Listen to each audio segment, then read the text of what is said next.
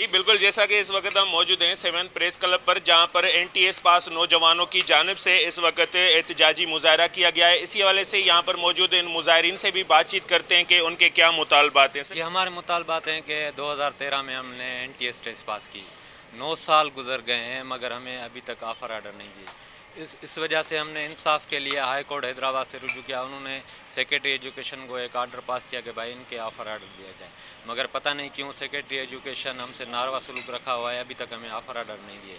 और जो 18 अक्टूबर को हमारे ये एहतजाज मरकज़ी सदर के कहने पर एहतजाज हुआ कराची प्रेस क्लब में, तो पुलिस ने वहाँ उन पर बदतरीन लाठीचार्ज किया और तशद्दुद किया, जिसकी हम भरपूर मज़म्मत करते हैं।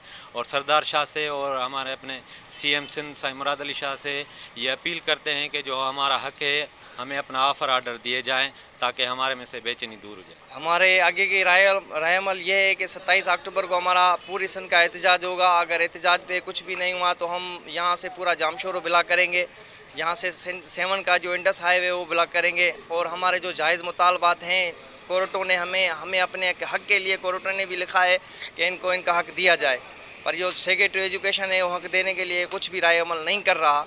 इसी वजह से अगर कोई राय अमल नहीं हुआ तो हम यहाँ पे रोड ब्लॉक करेंगे। जैसा कि यहाँ पर मौजूद आपने मुजाहरीन की बातें सुनी, उनका कहना है कि मेरिट का जो है सरेआम कत्ल करके तालीम के सेक्रेटरी की जानिब से, सिंध हुकूमत की जानिब से हमें जो है मुसलसल 9 सालों से जो है परेशान किया जा रहा है। हम यही आज भी मुतालबा करते हैं कि फिलफौर हमारे मुतालबे मंजूर करके हमें जो है ऑफ़र आर्डर दिया जाए। और मरकज़ की कॉल पर जो है 27 अक्टूबर पर एनटीएस पास उस्ताद की जानिब से कराची प्रेस क्लब के सामने धरना लगाकर एहतजाजी मुजाहरा भी किया जाएगा। Cameraman team camera Majid Ali Qureshi, C110 news, 7 शरीफ।